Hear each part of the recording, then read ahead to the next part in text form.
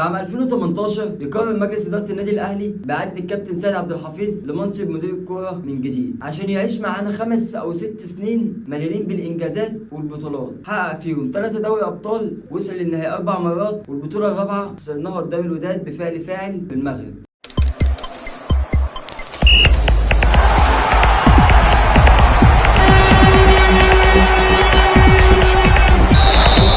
وصباح الخير او مساء الخير على حسب الوقت اللي بتشوف فيه الفيديو ده. النهارده هنتكلم مع بعض عن قرار مجلس اداره النادي الاهلي برحيل الكابتن سيد عبد الحفيظ وتعيين خالد بيبو خلفا سيد عبد الحفيظ في منصب مدير الكوره. واول حاجه مع بعض كده هنتكلم فيها مشاهد مش هننساها لسيد عبد الحفيظ في ولايته دي. اول حاجه دوري 2019 اللي هو من وجهه نظري انا مسميه دوري سيد عبد الحفيظ. ازاي الدوري دوت؟ انت كان معاك مدير فني تعبان ما بيعملش اي حاجه، وكان التحكيم كان متجنبك قوي وكان جاي عليك وجاي مع الزمالك قوي. وهنا جه التصريح الشهير بتاع سيد عبد الحفيظ اللي هو كان بعد كل ماتش يدي تصريح بيضغط بيه على الحكام وبيضغط بيه على اتحاد الكوره. والتصريح الشهير بتاعه اللي هو الاهلي فاضل له 7 ماتشات والزمالك فاضل له 7 ضربات جزاء. تاني موقف معانا نهائي كاس مصر السنه اللي فاتت لما الزمالك كسبك 2-1 ولعيبه الزمالك عملت لك ممر شرفي، ورفض الكابتن سيد عبد الحفيظ انه يخش الممر الشرفي. ولما اتسال في الاعلام رد بكل بساطه وقال لك الزمالك ما بيعمليش ممر شرفي الا لو انا خسران، لكن لو انا الكسبان او انا متوج ببطوله والمفروض هم يعملوا ممر شرفي هم ما بيعملوش. وتمر الايام ويجي الاهلي السنه اللي بعدها على طول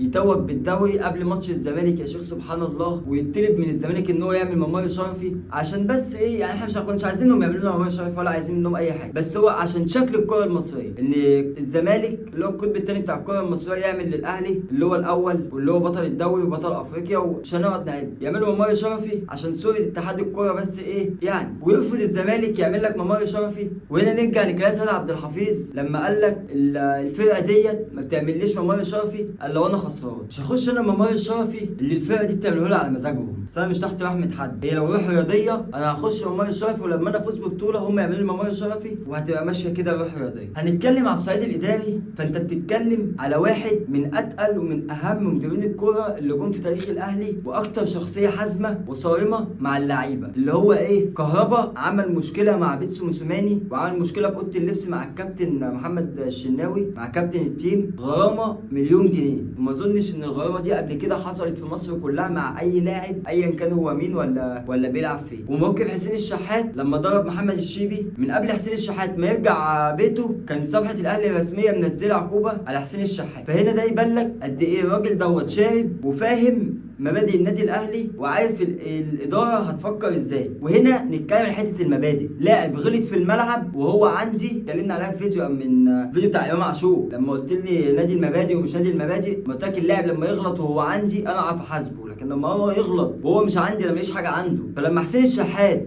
ضرب محمد الشيبي في قلب الملعب قبل ما يرجع بيته انا كنت معاقبه. هات لي انت بقى الزمالك عاقب امام عاشور ولا عاقب شيكابالا ساعه ماتش السوبر في الامارات على اللي هم عملوه. فهنا لما نقول احنا نادي المبادئ فاحنا نادي المبادئ، والاهلي فوق الجميع، والاهلي فوق جميع ابنائه، فوق جميع اللعيبه اللي عنده. سيد عبد الحفيظ من اهم افراد الجهاز الفني في الالفيه الجديده، في كل فتره بيحضر فيها هو بيبقى ورقه تقيله في الجهاز الفني والاداري في الفريق. يعني ايه؟ يعني الراجل دوت كل فتره هو موجود فيها، هو ليه بصمه سايبها لك، والمكان دوت مصعبه على اللي جاي من بعد. انت كان عندك سيد عبد الحفيظ ما عنديش حيثيات الموضوع او اللي عند الاداره، انا كمشجع او الجمهور ما يعرفش الاداره خدت القرار ده ليه، احنا ما نعرفش، بس اكيد الاداره عندها الموقف اللي يخليها تعمل كده. اصل محمود الخطيب ما صحيش يوم الجمعه الصبح اتمطع كده انا هعمل ايه النهارده، انا رايح امشي سيد عبد الحفيظ. لا، هو اكيد في حاجه وكانت بتدرس على كذا يوم في الاجتماعات اللي محمود الخطيب كان عاملها هو ومجلس الاداره، فاحنا ما نعرفش. كل اللي احنا نقدر نقوله ان المكان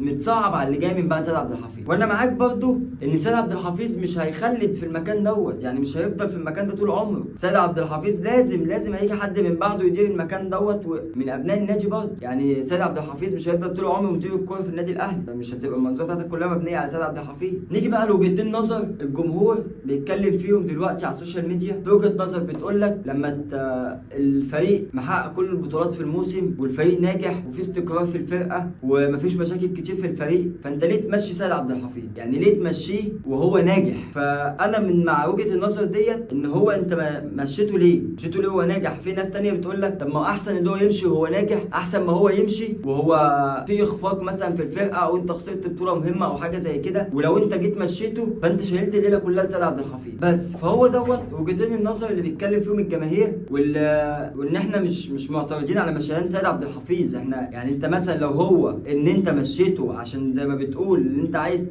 تشوف كوادر جديده في المكان دوت، فانا معاك بامانه. بس لو في اي حاجه تانية اتمنى ان الجمهور يعرفها ويطلع عليها، عشان ايه محدش من الاعلام كل واحد يفتكس لنا حاجه جديده، كل واحد يجتهد ويجيب لنا خبر مش موجود، وكل واحد طالع له ايه بمعلومه شكل. وعادي يعني انت كان عندك في المكان دوت صالح سليم، ثابت البطل، حسن حمدي، محمود الخطيب، وكل دول رحلوا على الاهلي، والاهلي زي ما هو ثابت، الاهلي ما بيقفش على حد. اتمنى ان احنا نعرف حيثيات مشاهير الكابتن سيد عبد الحفيظ، لو هي حاجه يعني ينفع ان الجمهور يعرفها فهنتمنى ان احنا نعرف، لو هي حاجه غير كده فبس كده.